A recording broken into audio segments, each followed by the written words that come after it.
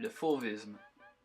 Le fauvisme est un courant artistique de peinture qui émerge en France à la même période que l'expressionnisme en Allemagne. Le mouvement commence en 1905 et se termine vers l'année 1910.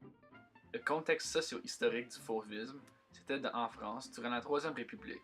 Il y avait la loi de 1901 qui permet la création de partis politiques et la loi en 1905 de la séparation de l'État et de l'Église qui a beaucoup changé le mouvement.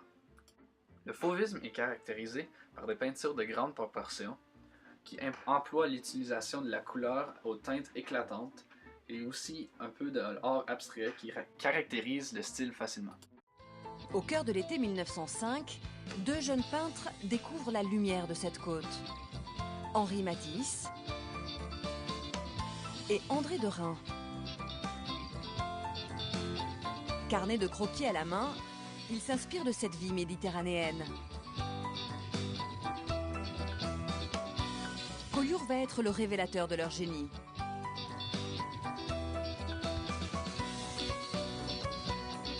Grâce à eux, la ville devient célèbre.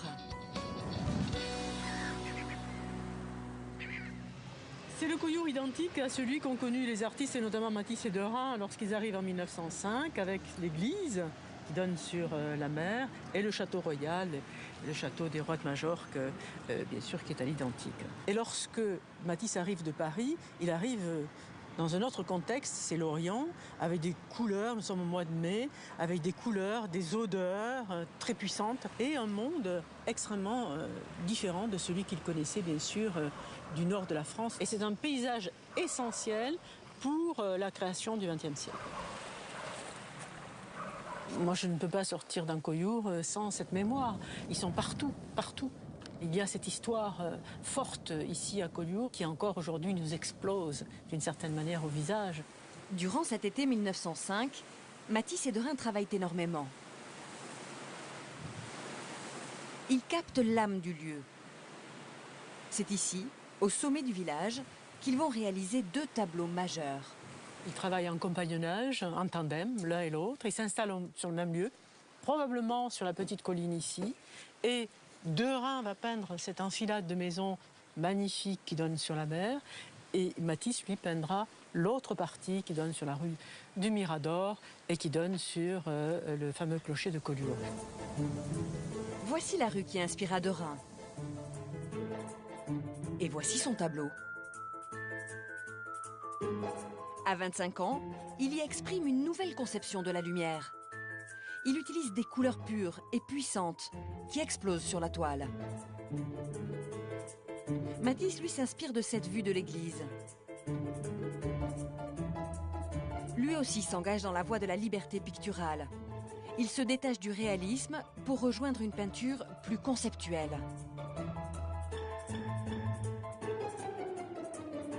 Loin de l'influence de la capitale, ces deux grands explorateurs de la peinture inventent une nouvelle voie.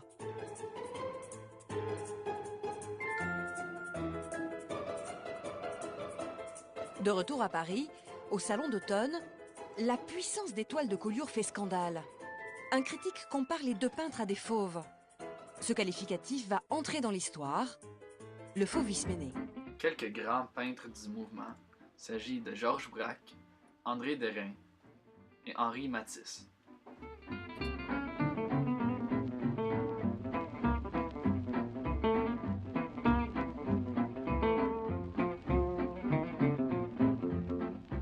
Cette représentation de la femme de l'artiste, Amélie, est l'une des peintures les plus célèbres de Matisse et un chef-d'œuvre dans le portrait du XXe siècle.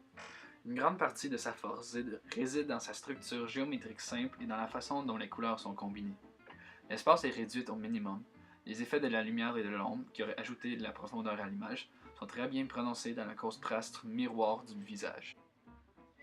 L'artiste s'est beaucoup inspiré d'étoiles du post-impressionnisme, comme Van Gogh, et aussi de l'art abstrait, aussi de œuvres musicales comme L'Oiseau de Feu. Henri Matisse s'est aussi beaucoup inspiré de son passé en sculpture. Ceci Alex Gendron, Art.tv.